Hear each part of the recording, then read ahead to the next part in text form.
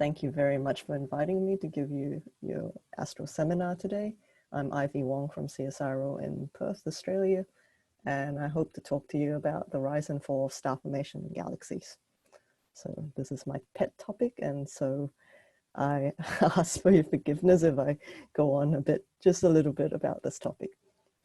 So hopefully if I talk too fast or get too excitable and you miss some of the points that I'm mentioning, I would like to emphasize that the main message here is that the nearby universe provides an excellent benchmark for studying the physical processes that drive galaxy evolution. Because with the technologies we've had in the past 10, 15 years, we've really been able to not just look at galaxies as a global thing, but rather we can look at nearby galaxies and study the individual or the masses of star-forming regions. So here are some of the giant star-forming regions within the Whirlpool galaxy, and we've got the HST that's about to be retired. Both Spitzer and Galax have already retired, and we've got our little compact array SOJA here representing the radio, showing all the different perspectives that you can see and probing all the different wavelengths and emissions mechanisms that exist within even a single star-forming region. So the focus of this talk really is to focus on the point that the next generation radio surveys will truly help us understand how galaxies get the gas to form stars and subsequently evolve. And one of the main questions that we'd like to get answered is how star formation is regulated and quenched in galaxies, because we have a rough general idea of how this occurs in galaxies en masse, but in terms of the actual physical processes at play, we still don't have this in fine detail or any detail just yet. And so it is my personal prediction that from now to the next 10 or 20 years, the main game is to connect the physical processes we know occur in the multi-phase interstellar medium from the parsec scales to the kiloparsec scales out to the megaparsec scales. And what we'll need are the new instruments that are up and coming. But the problem is these new instruments introduce a huge amount of data, a huge volume, and so it'll require less traditional methods and more alternative methods in order to maximize the science output from these particular next generation surveys. And much of the science that we're hoping to shed light on are quite directly testable with the next generation large H1, which are atomic hydrogen, or the radio continuum surveys. And here's a quick collage of some of the instruments whose data you possibly see in this particular talk.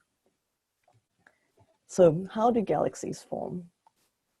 I know that this particular astro department is not really focusing too much on galaxy evolution, but in a very small nutshell, we assume that you've got the beginning of the universe at Big Bang, and then after recombination and reionization, you've got baryons painted on at sufficient densities, and then we see the stars and galaxies as we see today. And so these are our cosmological simulations that have been evolved through 13.7 billion years. Now, unfortunately, what we observe and what comes out of these models are not quite one and the same. And so what this suggests is that we're missing quite a few of the astrophysical processes that are at play during galaxy evolution. And this is the missing bits of the puzzles that we're trying to solve with observations. In fact, observations are the only way you could constrain the number of processes or number of things that could happen during galaxy evolution. And here's galaxy evolution in a nutshell. So the galaxy has to accrete some form of pristine gas. So typically there's atomic hydrogen from which molecular gas will form and subsequently stars. And over time, such a galaxy would evolve into this neat little M83 spiral you see here in the third bubble. And if the galaxy lives in a close environment with other galaxies, interactions, tidal interactions, and other forms of interactions such as ram pressure will distort or affect the way such galaxies will evolve. And finally, after all the interactions have occurred between different, combining the angular momentums and of different galaxies coming together, interacting, we'll get somehow such elliptical spheroidal beast that you see here.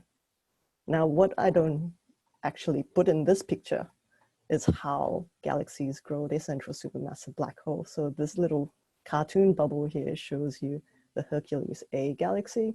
It's a spheroidal that looks roughly like the passive galaxy here, but it's accreting gas and ejecting huge amounts of radio emission shown in the purple. And as the galaxies grow, it also grows its central black hole. However, we do not know how this feeds back in terms of energy feedback onto the galaxy.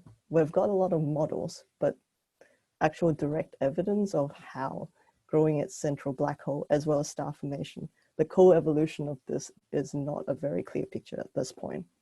And so these are some of this is one of the main hot topics that galaxy evolution astronomers are currently working on. So as with everything in nature in our world, we've got nature versus nurture.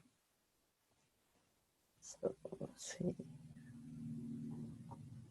So yep, the open questions are how galaxies start and regulate and stop forming stars.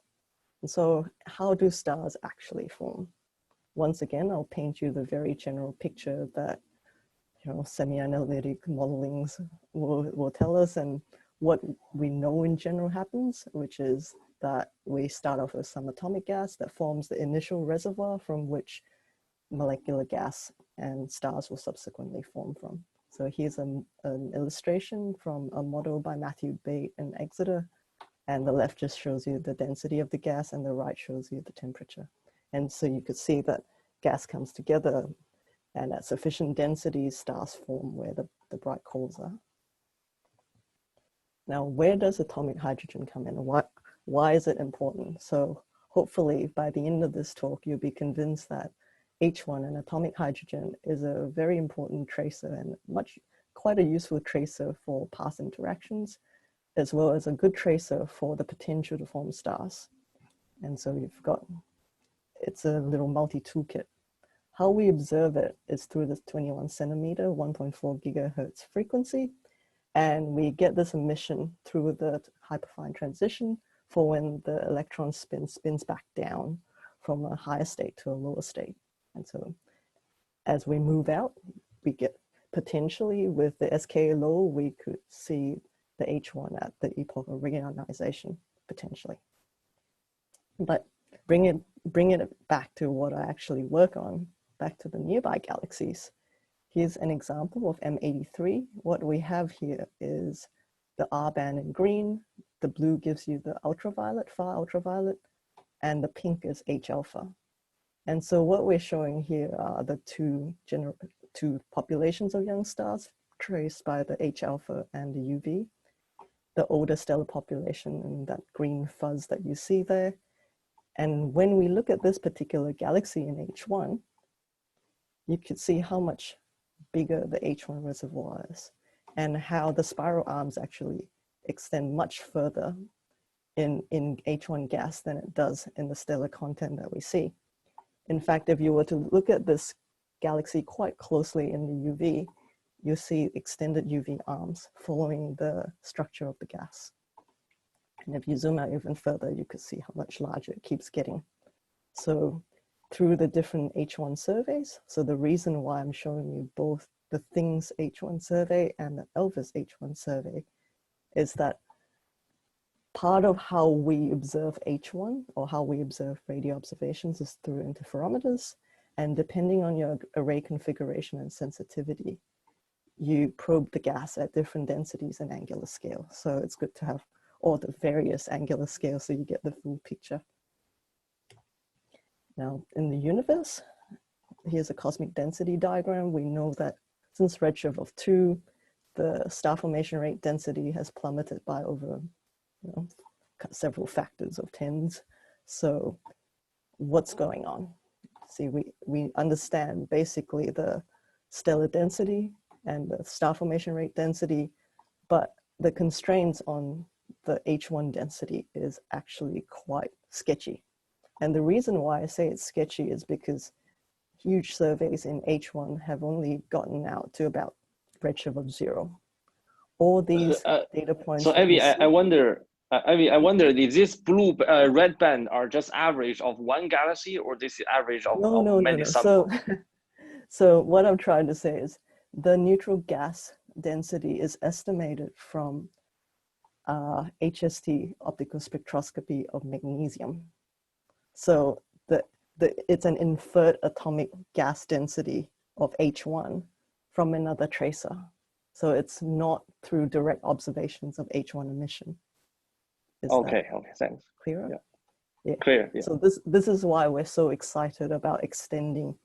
So the MeerKAT surveys, the ASCAP surveys, I think WALLABY will get out to 0.2 if we're not completely flooded out by RFI. So realistically, we should get out to about 0.1.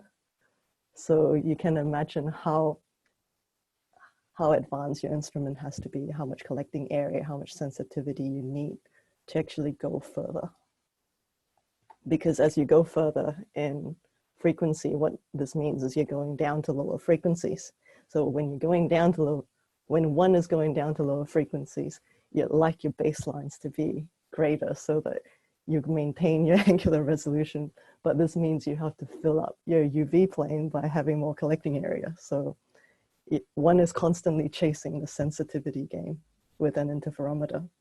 So, but you know, with the next generation MeerKAT surveys and ASCAP surveys, I think Mighty H1 should be able to get out into the 0.5 regime quite easily. And Laduma is aiming for 1, so I see no reason for why there wouldn't be data points out here that would be direct measurements of H1 emissions. So in the next 5 years, it's a very interesting time for us to watch the space because we will be putting data points out here. And as you see, this plot was from a 2009 Mary Putman white paper that was written for the US community. So this is quite an old plot. But the reason I show it is because it shows very clearly how little we understand of the H1 density in the universe since the last 10, 12 billion years. So how do galaxies get gas to form stars? There are 3 main ways. A galaxy can just usurp gas from a nearby dwarf neighbor. As a galaxy forms stars, the winds blow out the gas and into the halo, and then it rains back down through the fountain process. So it gets its own gas that it's expelled back. Alternatively, it could get gas at higher redshifts from the cosmic filaments, but typically what we see in the low redshift universe is case A and possibly case B. Here's just an example of some interaction of a counter-rotating. So the gas in this case counter-rotates with the parent galaxy. And if one follows the story of this particular galaxy, it's an interaction scenario. We've also been looking at quite a few galaxies through surveys like halo gas to observe how thick the halo, H1 halo could be. And to date, this is still one of the most popular examples of potential fountain or interaction processes happening to puff up the disk. So, but what's really, really crucial is direct measurements. And here, actually, I don't use an H1 example, but what we understand of CO. At very, very low redshifts, CO are very, very compact structures that are restricted to the disk of the galaxy. We don't actually see intergalactic CO very much, but here is direct evidence that at redshift of 2, intergalactic CO exists. And so this is why direct measurements are so crucial for furthering our actual understanding in that omega H1 regime in cosmology. So, and this is interesting because this shows that galaxies can actually accrete metal-rich material, not just pristine gas, as was theorized in simulation models 10 years ago, roughly. So in terms of addressing the open questions in accretion, we really should, one would like to map the full distribution and kinematics of low redshift accreting galaxies so that we're able to track how they convert the atomic to the molecular back to the stars and how galaxies eventually grow. And of course, we've tried doing this. Here's a fairly old survey now, HiPass. It's the H1 Parkes All-Sky Survey. It uses the 64-meter dish in parks in New South Wales and Australia. And basically, it's just observed the entire sky it could see. So this observes the entire southern half up to a declination of about plus 25.5. It should go out to 0.05, but on average, it reaches about 0.01 in reality. Sampled about 5,300 galaxies and lots of papers. But from this, what we could do is to sample galaxies by its H1 mass. And so what you see here is an example of the 5 orders of H1 mass bin randomly selected galaxies. So you could see if they were all put on the same scale, roughly, you could see they're not on the same scale because this is the 1 arc-minute bar. So it's a lot smaller and a lot smaller in some images than others, but it does span 5 orders of stellar mass. So to study how these galaxies were forming stars, we just selected for galaxies with gas with the potential to form stars. And what's really cool that we find is that the star formation efficiency, or the star formation rate divided by the H1 mass, is nearly constant at timescales or on timescales of 100 megayears. So the orange points that you see here are all just observed data points from what we know these galaxies to be. Now, this is kind of unexpected because we know that atomic gas doesn't form stars directly. It goes from atomic gas to molecular gas, then to stars. And the amount of molecular gas between galaxies are different, and the atomic to molecular gas within galaxies are also quite different. And so what's going on here? Why is it so constant for all these galaxies across 5 orders of stellar mass magnitudes?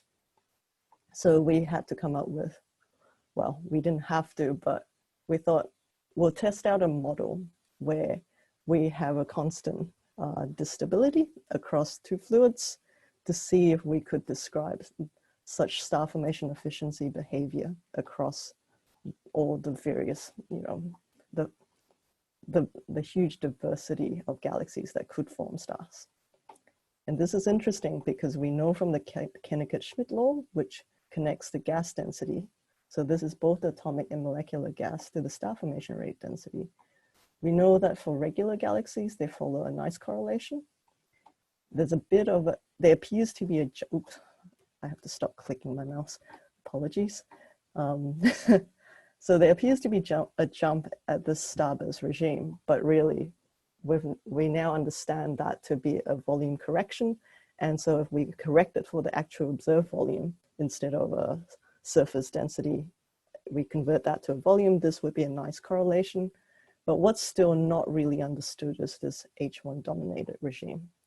And so what's nice about this particular way of selecting for star forming galaxies is that we are able to show that actually star formation across all the galaxies capable of forming stars appear to have a very, very simple star formation efficiency explained by a self-regulated stability parameter. So what is this? And why have I shown you this green dotted line that fails? So the green dotted line fails because this is the model assuming that you're governed by the disk pressure prescribed by your stellar density. So as you can see from our sample, some galaxies are a lot more flocculent and fluffier and not, fairly low surface brightness. And so how this stability model works is that it assumes that your constant distability is a constant across your gas and your star. So it's sort of the inverse, the sum of your inverse Q stability. So your turmeric Q stability is really proportional to your sigma, which is your dispersion, and the epicyclic frequency, which takes into consideration your rotation. And this is balanced off by the surface density or the gravity. So you've got your angular momentum pushing the gas out and gravity collapsing the gas together. And so we just keep it simple. We assume this 1 on Q, we assume this Q here is a constant of 1.5. And what this means is that as Q gets close to 1, it becomes unstable to star formation. The gas clouds collapse and form stars. And by forming stars, the stability goes above 1. So it becomes stable against star formation and stops star formation for a little bit, at which point the star formation winds get reduced and it starts to become unstable against star formation again, and so on and so forth. So this is a simple model that we came up with that sort of works, but what I've really not shown you is how that converts to H2 or molecular hydrogen, which is really the fuel of star formation, we think. And this is because H2 is a bit of a Pandora's box, as I show you in this cartoon here, because we don't observe H2. What we observe is carbon monoxide. And what we do is we then multiply it by the X factor, or the conversion ratio to actually infer the H2 column density. We have a nice number that we see here within our Milky Way. We know that low metallicity systems like our Magellanic Clouds are a couple of factors fewer. So it's a much greater X factor. And interacting galaxies or interacting systems experience an interstellar medium that is experiencing greater pressure. And so actually this conversion factor goes down again. So it is really quite unclear how accurate or how much we understand of this particular X factor. And this is why star formation is still an area that people work on, and there's so many open questions. So how does the environment impact molecular gas? So far you've seen the example whereby the atomic gas gets affected. But here's a picture of Bum-Hyun Lee, who's now a postdoc, and he has shown that interactions such as ram pressure can actually sweep out the molecular ISM. And so if this is the case, then it means that it has the ability to change the interstellar medium's pressure and affect how stars are formed. Another very extreme case is collisional ring galaxies. It's a very extreme environment whereby approximately a 10-to-1 merger happens, but it's not really a merger. It's a drop-through collision whereby the smaller dwarf interloper just plunges through the disk of this galaxy, and that interaction results in the ISM being driven out by the resulting shock wave into this ring-like structure. And so within this ring-like structure, you've got not just regular disk star formation processes happening, but rather very much a compression-driven star formation in a very confined ISM. And so observationally, what we see is very high star formation rates located in the ring and high H1, but very, very, very little CO or molecular gas. Sorry, I just have a tickle in my throat. And so what we did was we used the LMT. This is a single dish millimeter telescope in Mexico. And during its early science commissioning, we pointed it at one of these ring galaxies to see what the molecular gas content is. And what we find is that even when we account for the change in XCO, we still find a factor of 2 to 6 less CO than expected, less molecular gas given its star formation rates. And so the only caveat is that the CO or the molecular gas is hiding in some sort of CO dark gas. And that's actually a fairly unlikely scenario given the ISM of these galaxies tend to be in very high density regions, because dark gas typically live in very sparse low density regions. And so what? Ring galaxies, especially collisional ring galaxies, are just rare extreme objects. Do we really care? Actually, we do care, because most of the current models assume that the molecular to atomic gas fraction increases as surface density of the molecular clouds increases. So this is case in point where there may be some evolutionary processes where our understanding of the ISM gas fractions and gas, well, the fractions of the gas phases are not consistent with this. And what this means is these galaxies may experience a temporary increase in molecular gas and form stars, but then this is quickly declined or destroyed by the proximity of the young massive stars to the actual molecular clouds, and so experience immediate stellar feedback. And so there's one cute little thing, and so here's Ahmed's work. So Ahmed Elagali is a recently completed PhD student that I co-supervise. And so he's gone into EAGLE, one of these cosmological simulations, to see if these simulations could help explain what's happening with these strange galaxies. And what he's found is actually quite nice. He's found that EAGLE can reproduce the observed ring galaxy fraction. And so this is significant because this is showing that EAGLE is getting the right number of galaxy interactions. And the other nice thing he's shown is that the reason why we observe such high stellar mass, well, high atomic gas to stellar mass fractions is because these galaxies actually have a very low star formation efficiency. And he's found that the reason they have a low star formation efficiency is because the overall disk pressure is quite low. And so in this plot that you see here, you've got regular star-forming galaxies in the dotted blue line. So this is pressure versus some, so this is a distribution of pressure of the particles in his simulations. So the dotted blue lines are consistent with the dot dash black progenitor ring galaxies because they are disk galaxies, which is also consistent with regular star-forming galaxies. But post-interaction, we see the distribution of pressure in these ring galaxies, and it's significantly lower than what it was before, thus proving that these galaxies do not have sufficient disk pressure to actually form stars or as efficiently as it did before. So this is kind of cute. But unfortunately, because these cosmological simulations don't have the resolution to actually paint on the astrophysics, it can't tell us how the different phases of gas converts between atomic to molecular and subsequently stars. So we can't actually probe non-standard star formation. And so this is where observations of each ISM phase provides important information to our understanding of how galaxies convert gas to stars. So how do galaxies regulate their star formation or quench star formation even?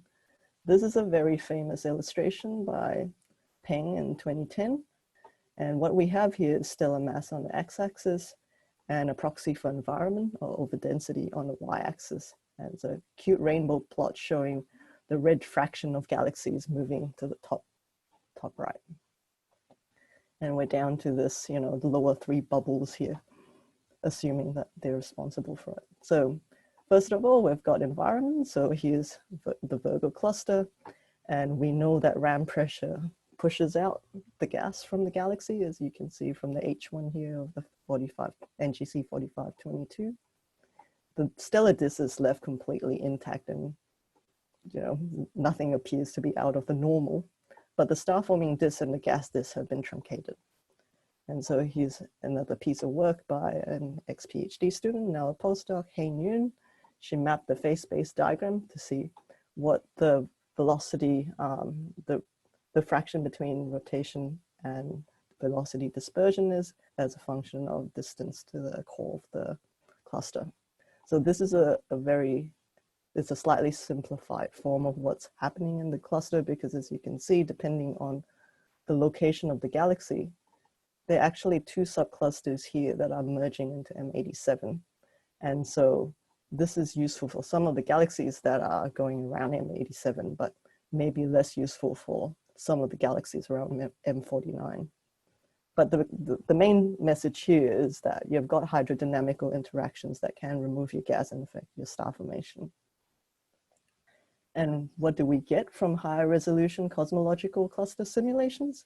So this is a set of cluster simulations that have been evolved from the Horizon AGN, but this is a cousin of it that is at much higher resolution. I think they're called the Yonsei high resolution simulations. And what they've found is that a third of the galaxies going to cluster experiences pre-processing. So this is environmental interactions that have stopped or slowed down star formation through group interactions, and the remaining galaxies that fall into cluster can be divided in a sort of 1:2 ratio between slow cluster processing or fast cluster processing, depending on the trajectory or the orbits these galaxies take before they fall in, or the trajectory they take orbiting the cluster. So as you can imagine, the ones on more tangential trajectories experience fast cluster stripping, while the ones that are more on radial orbits take a longer time before they completely quench. Now I've made a note that lower mass clusters have a higher fraction of slow cluster processing and a lower fraction of pre-processing of faster cluster processing. So one is also, so a galaxy falling in a cluster may not actually fall into these particular demographics depending on what the mass ratios and orbits are like. So what we like to study is to confirm what we find, well, not to confirm, but to test if our models are accurate by looking at the next generation survey, because HiPASS is now about 15 years old. It's high time to look at another survey. So with WALLABY, ASCAP is the Australian Square Kilometre Array Pathfinder. We hope to cover our southern half of the sky again, this time at a resolution of 30 arc seconds instead of 15 arc minutes, have better spectral resolution so that we could actually study low mass galaxies and dwarf galaxies. We're aiming to hit a ratio of 0.26, but we all know there are some special windows that we can't have thanks to certain RFI bands. So we're hoping to get there, but we'll see what we actually get. So approximately 500,000 detections in the end compared to 5,000 from HiPASS. The paper's out, and if you want to join the team, here's the WALLABY, www.wallaby-survey.org. It's an open collaboration, so just contact the PI or just submit a I'd like to join form. It's on the webpage. So here's the WALLABY mocks. Once again, the pilot surveys have started, so we may actually get more accurate numbers from that, but we are predicting around the 500,000 mark. So several pilot papers have been looking at processing or evolution of galaxies within galaxy groups, because the majority of galaxies reside in group environments. And so we do find very unique systems such as this example that we see here. So on the left, you've got a potential tidal dwarf galaxy. On the right, what we see is a fairly young system whereby the old stellar population and the young stellar population are completely different. But the H1 provides us with where the gas reservoir is and how much more consistent the young gas is to the gas reservoir. I mean, the young stars is to the gas reservoir. So this is kind of cool. And the first 5 papers have been published on the back of our kind students and postdocs. We've got about 20 plus papers now with the pre-pilot and pilot surveys, and people are hard at work at the latest data sets. But as you can imagine, the data cubes are now terabyte sizes. So they're a little bit more difficult to look at and play with than they used to be. Can we get any insights from EAGLE in terms of quenchings by supermassive black holes? So here's another student, Ruby Wright. And what she finds is that in terms of quenching of star formations in galaxies, galaxies with intermediate masses have the longest quenching times, regardless of whether they're centrals or satellites. And quenching times decrease quite quickly with stellar mass when AGN feedback becomes effective. So this is all coming from the cosmological simulated models. it is unclear to me at this point if this holds observationally, but we will see, because obviously the amount of energy feedback interestingly varies from model to model. So depending on the actual cosmological simulations you use, the amount of energy feedback does vary by a little bit. So that's just me being an observer. So one of the interesting questions for observers at least is, how does AGN actually feedback? Do we have direct evidence for this feedback, especially the mechanical energy feedback that is imparted onto the interstellar medium? And so the big elephant in the room is, how does AGN feedback onto the cold ISM? Does it even displace the gas? So we've seen some tentative evidence for CO gas now in a handful of galaxies being displayed near the core of the AGN, or at least in the line of sight of the AGN, because it's an absorption system. But can it actually affect the atomic gas? So here's a quick bizarre galaxy that I reported on. So this is not me suggesting that this little blob of H1 gas has been blown out by AGN activity. It's just a tantalizing picture that we see here of a spheroidal whose H1 is out here, sandwiched by its two radial lobes. I mean, this is really what we see. We don't know how it got there or if it had anything to do with the radial lobes, but so far we haven't found a companion galaxy to this particular case. So we're still looking into what's happening to this particular galaxy. And what's interesting is that if we were to study its stellar population, the quenching time was about a gigayear or so. So it experienced a very fast star formation shutoff. So I really don't know how representative such a bizarre case is. I'm just showing this is what an observer can see. So what's nice is that with the current BAS survey that we're doing, so this is the SWIFT-BAT AGN spectroscopic survey. So SWIFT-BAT is a space telescope in hard X-rays. And so you're wondering, okay, you've just jumped to hard X-rays.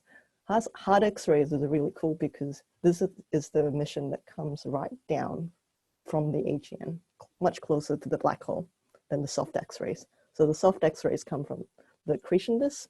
This is what we think it comes from. And so what these nearby galaxies are doing, that there's some restarted AGN AGN activity as inferred by the presence of the hard X-ray. So what's happening to these galaxies right now?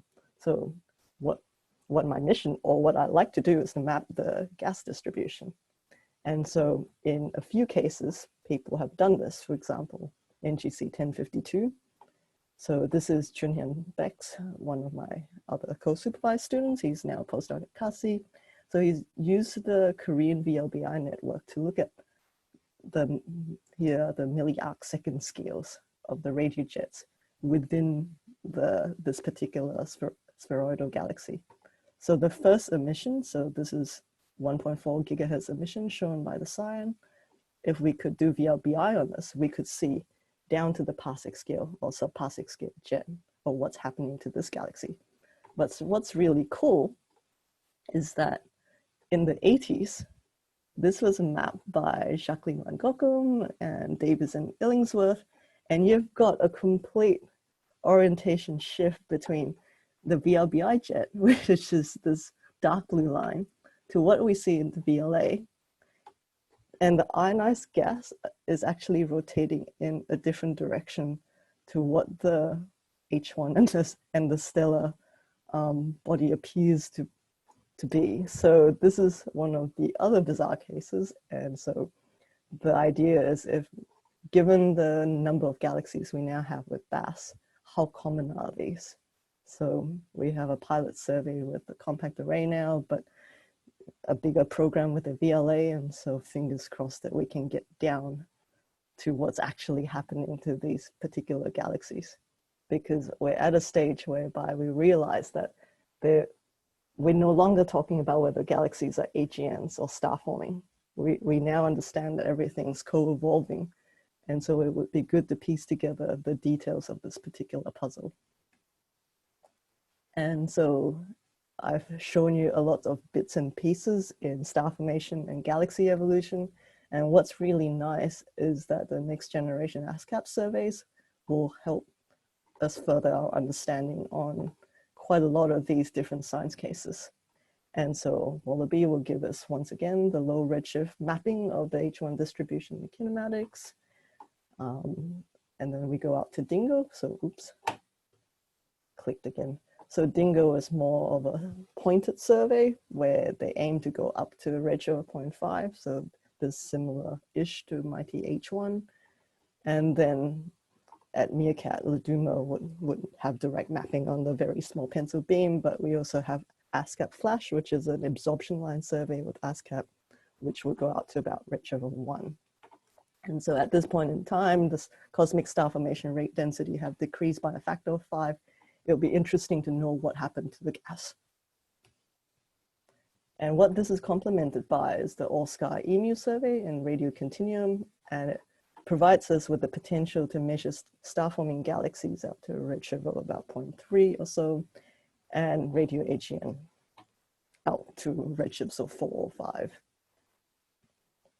But unfortunately, we really don't understand radio AGN very much at all, because it seems to work on slightly different timescales to the optical quasar mode of AGN, or the radiative mode of AGN.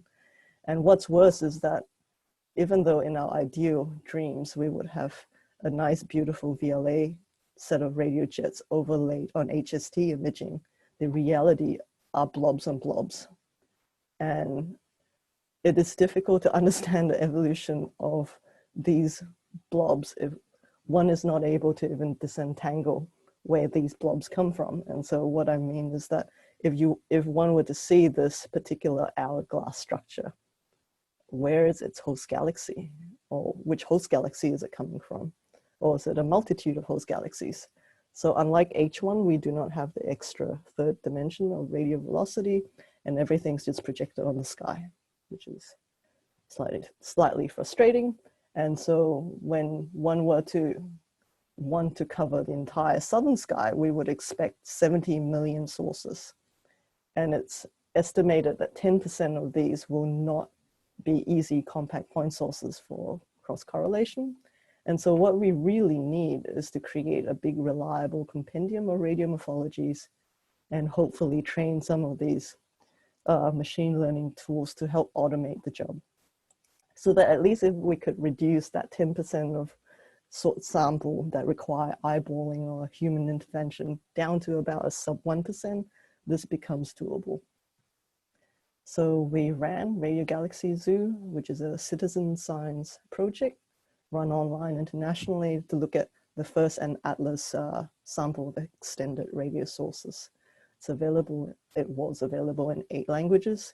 Currently it's in phase 2, so the Radio Galaxy Zoo project is now focusing on LOFAR. If you're interested in participating, you can Google for LOFAR Zoo. It's called LOFAR Zoo. And the idea really is to identify associated, separated components with the host galaxy. It's very, very simple. The majority of this is based on the first survey, and it's quite actually heartening and surprising that we could have enough discoveries to publish several papers. So that's fun.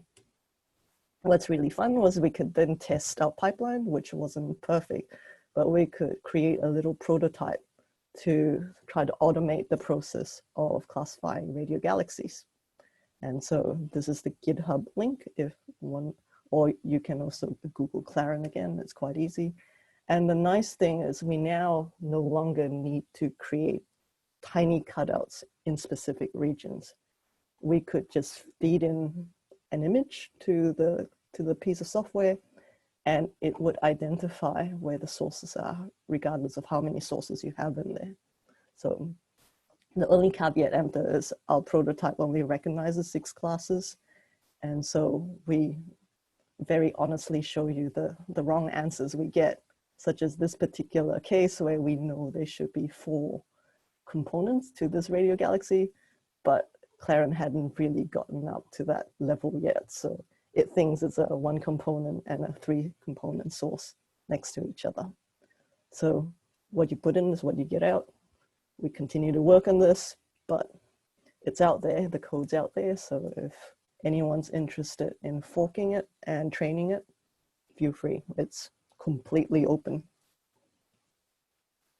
What's fun was my other PhD student, Matthew, was able to then train it on radio galaxy morphologies and then unleash it across the entire first sample of extended sources to create fractional luminosity functions from different populations as suggested by their mid-infrared colors. So that's a bit of fun because he showed that by and large, okay, the very high luminosity sources would be dominated by what you'd expect, which are mainly the spheroids. But then what one doesn't expect is this double bump from what we term as intermediates. So this is the intermediate region. So we know that ellipticals and spheroids live on this left corner. Starburst galaxies live in this other corner, and ULURGs and quasars live up here in this blue box. And in this intermediate region, we see a nice mix as highlighted by the sign and what I'm trying to highlight with my mouse now. And so this is suggesting that there is a very, very large population of galaxies for which star formation and HEN is equally important. And so this is nice and consistent with current studies. Another cool deep learning application is the translation between different radio surveys. As I was mentioning before, depending on your array configuration and distribution of baselines, you could have better resolution or better sensitivity. But what this means is that if you provide sufficient information to your little machine, it would learn the characteristics of your noise from one array configuration to the other. So in this particular case, we confirm that we are able to recover some of the diffuse emissions, say, from FIRST that have been resolved out by the first survey compared to the NVSS survey. So this is kind of cool. And as you know, I come from an H1 background, so recovering extended emission is one of the goals that I hope to do. So, and with that, we are truly entering a new era, well, worldwide really, but in this particular talk, I'm focusing mostly on ASCAP because this is the telescope that's within the state whose borders, well, I don't have to cross borders to get to this particular instrument, let's just put it that way. And even on this one instrument alone, I think we're going to gain a lot in terms of understanding how the gas maps to the stars and how subsequently galaxies evolve. So thank you very much for your patience and time, and any questions? Thank you, Ivy. We'll take some questions. So if, firstly, students, if you have any questions, please either unmute yourself or raise your hand.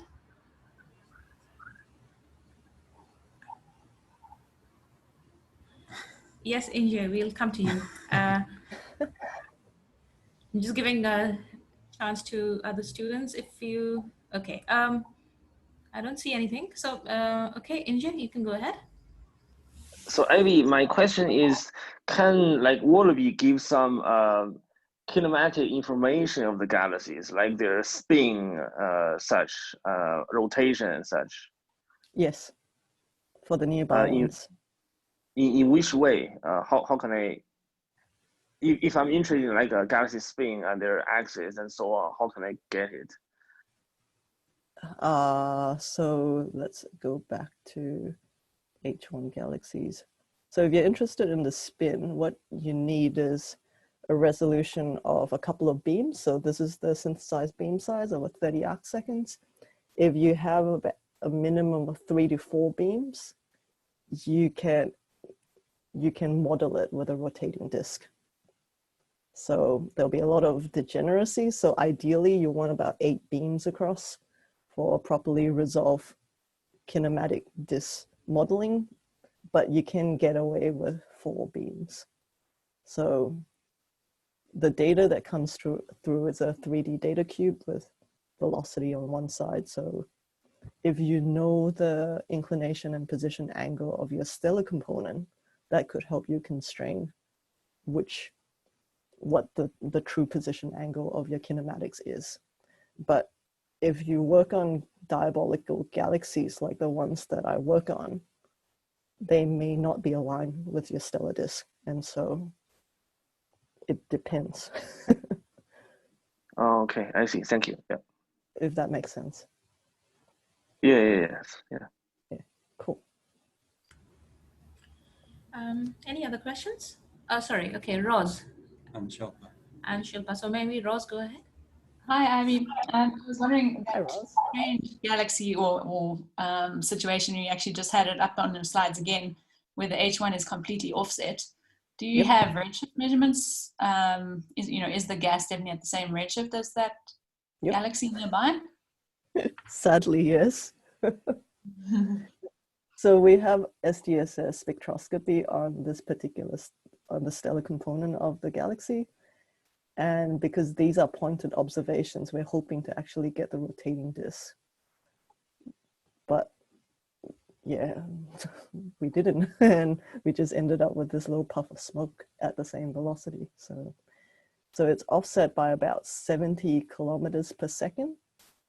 Okay. But given the size of the galaxy, this is well bound. Yeah. Yeah, very interesting. So this is actually a blue early type galaxy, and our pet theory is they're the predecessor population of pulsar starbursts at roughly the same redshift. And this is the most evolved of our 4 pilot galaxies. If you looked at the very, very young, or the one at an earlier stage of evolution, the interesting thing is the gas then becomes coincident with the stellar disk, but it's not rotating in the same direction as the stellar disk. So there's a fair bit of counter rotation. But once again, we couldn't identify where the dwarf galaxy is.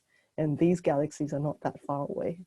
They're about 6,000 to 8,000 kilometers a second. So redshift of 0.025-ish, which is really nothing for an optical sample, but interesting enough that we're not really sure what's happening. Thanks. No worries. Thanks for asking. Okay, thanks, Ross. So there's a question from Shilpa. Hi, Ivy. Thanks for an interesting talk. I have a question about the early science WALLABY observations of groups. Are there any planned observations of clusters or low redshift clusters? So the pilot observations have pointed itself at the Hydra cluster. So that's a main cluster. And there was a pre-pilot observation of the Eridanus supergroup, which is sort of like a cluster, but it was only one of the subclusters. So it's a supergroup. Thank you. No worries.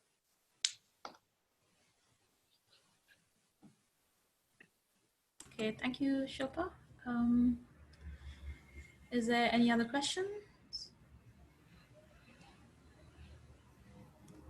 Or any points that you need repeated, because I have nothing better to, well.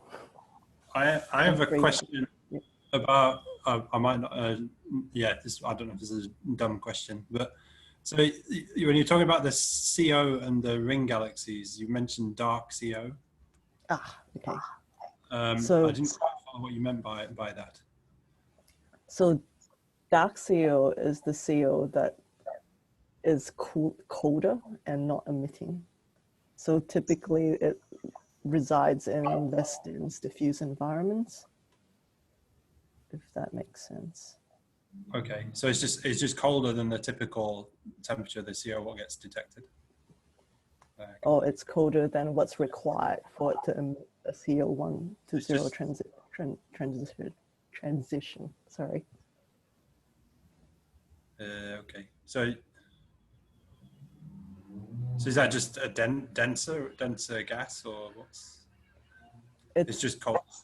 It's just colder. So the great thing is at higher densities, you're able to excite the gas to a higher J transition state. Okay. And so if it does get excited, and then we'll see the transition lines from 1 to 0, 3 to 2, 2 to 1. But if nothing happens to it, then it just hangs around. But given how exciting the ISM of a ring galaxy is, it is unlikely. Okay, thanks. And the bizarre thing is all the CO we found in the ring galaxy actually is in the bulge, in the core regions, not in the ring. So I think the ring really does destroy the molecular gas very fast through the giant bursts of star formation. And the interesting things is that there are a lot of ULXs, so ultraluminous X-ray sources embedded within rings of ring galaxies. Okay, thanks. So the initial mass function is also different in case of, you're interested in star formation and initial mass functions. It throws everything we know out the window, essentially.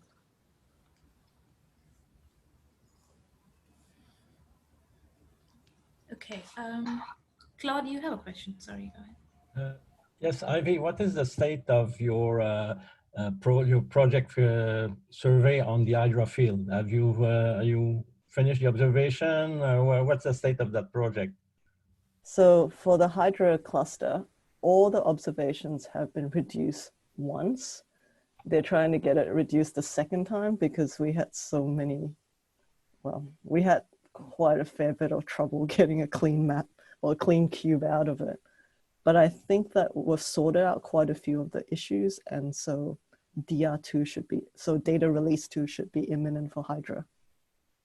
Okay. The other 2 fields will have to wait a bit longer because some of the other surveys are taking up the computing time.